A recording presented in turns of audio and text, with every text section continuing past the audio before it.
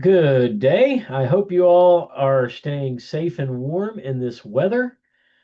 Um, I love the beauty of the snow, but quite frankly, the very cold temperatures and the black ice with small ice patches all over the roads is beginning to get to me. Well, this week's chapter is all about jails and houses of detention. So I thought I'd recorded the video and hadn't hit the record button so you can get a chuckle at your professor because I didn't record, so I'm having to do this all over again.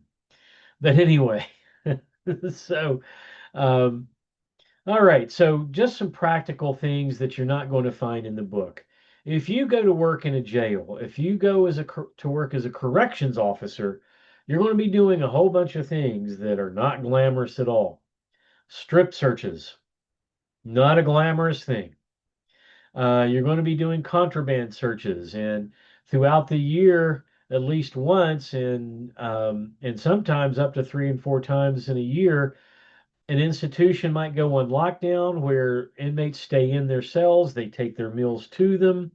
The only reason they would ever be let out of their cell is actually to go to court or to go to medical for medical reasons.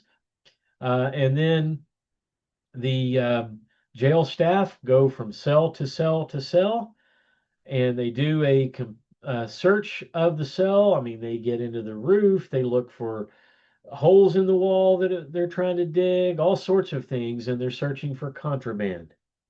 All sorts of things are contraband in a prison. Contraband, by the way, are things that are not permitted, such as weapons, right? You don't want an inmate to have a weapon. Cell phones are contraband. We do not want them being able to take photographs with a cell phone of various staff members at the prison or other inmates and texting it to one of their friends on the outside to order a hit on someone or their families. So a lot of reasons why you don't have a cell phone in a correctional institution. Now, jails are different than prisons, as we've talked about a little bit, and as you can see in the textbook. Um, but with a jail, there actually um, is the booking process. So, because of the booking process in the jail, there are going to be changes almost daily in the makeup of the population. The 10 years that I worked in a prison, um, it wasn't every day that we got a new inmate. In fact, it might have been once a week that they did transports to the jail. No one comes into I'm sorry, to the prison.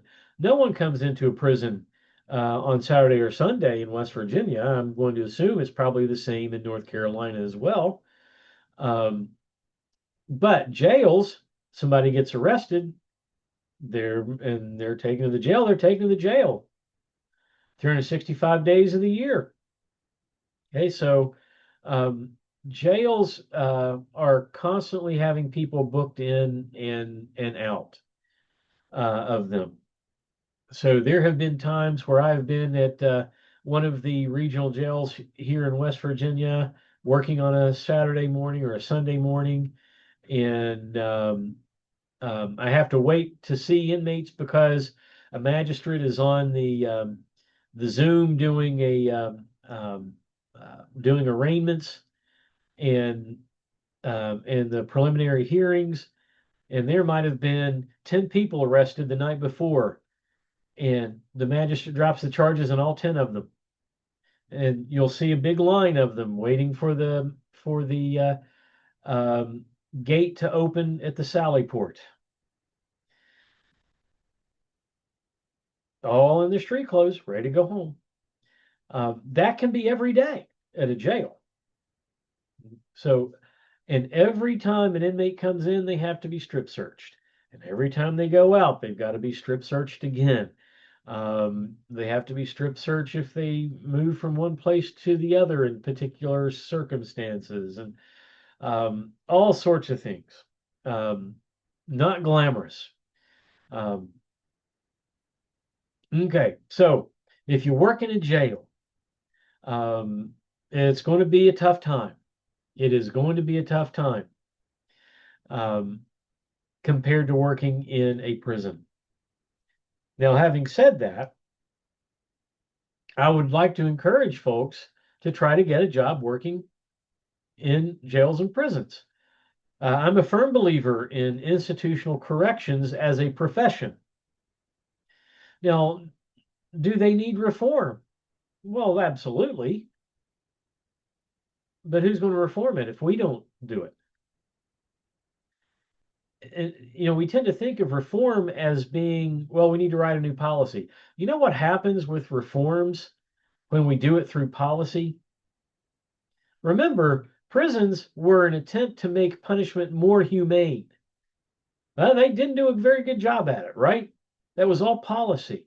You know how the best way to do reform is? By getting the job in that system and changing the culture from within. That's how you're going to make a difference, by getting inside and changing the culture. I like to think I did that some at the women's prison where I worked. I would walk down the hallway to my office from medical. So my office was in a different part of the building. So, and when the inmates would walk past me, I would say, "Good morning, ladies," very cordially, as though we were just walking down the street and I was greeting them. There was one officer who was very angry with me about doing that, but the warden was happy with me.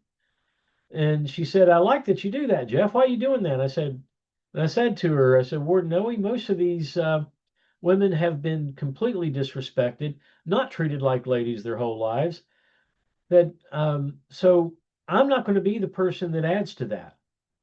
I'm going to show them respect. I'm going to show them respect." And she said, "I appreciate that, Jeff. I appreciate that." So I like to think I made a culture change. In fact, there were a couple of officers that were real jerks to inmates. And the more I worked with them, and I never approached them and yelled at them, "How dare you do that? You should be better." No, I didn't do that. I simply tried to be an example in front of them of how to treat another human being with respect, to act in a way that showed what I believe, that I'm not better than anyone who's incarcerated as a human being. Okay. Yeah, I've not done the things they've done, but that doesn't make me more valuable as a human being, for heaven's sakes. Okay? And I believe that every person is redeemable, with maybe a few exceptions. Um, but these are things that are very important. If we're going to make reform, the reforms happen better when they happen from the ground level up, by getting into the system and affecting a culture change. Now, let me say this: you can't affect a culture change by going in like a bull in a china shop. You're going to break everything instead of fixing anything. So you got to go by the rules. You got to play by their rules, while you still show yourself being a kinder, gentler person who still knows how to hold people accountable, who still knows how to set the boundaries, who still knows what you need to do to draw the line so that the inmates are safe. Okay. I had an old warden of security at the women's prison where I worked, and this is why it was so safe. He used to say, "If we don't keep the inmates safe, we are not safe." And he was exactly correct. But here's the thing: we should be keeping the inmates safe, not out of our selfish motivation for our own safety completely, at least partially, that's okay. But we should also be keeping them safe because we understand that that's what we should be doing for human beings that we're entrusted to care for. Okay. So I'm going to conclude this by encouraging folks that are watching this video to consider a career in institutional corrections. It's a difficult job, it's a hard job, but man, was it rewarding, and I loved it. I loved working in the prison. You'll have a good rest of your day.